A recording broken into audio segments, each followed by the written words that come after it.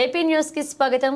కాకినాడ జిల్లా గండేపల్లి మండలంలో మల్లేపల్లి గ్రామ శివారున జాతీయ రహదారి ఆనుకుని ఉన్న స్థలంలో నిర్మించిన అతిపెద్ద రాయుడు గారి మిలిటరీ హోటల్ బుధవారం రాత్రి అతిరథ మహారథుల మధ్య అంగరంగ వైభవంగా ప్రారంభమైంది. రాజమండ్రికి చెందిన సాయి మాజేటి, సర్వజిత్ నటాయి, జగదీశ చాపరాల, రఘురాం, ఏరుకొండ ఆధ్వర్యంలో ఏర్పాటు చేశారు. రాయుడు గారి మిలిటరీ హోటల్ ప్రారంభోత్సవానికి జగ్గంపేట ఎమ్మెల్యే, టీటీడీ పాలక మండలి సభ్యులు జ్యోతుల నెహ్రూ ముఖ్య అతిథిగా హాజరై ప్రారంభించారు. ముందుగా జ్యోతి ప్రజ్వలన చేశారు.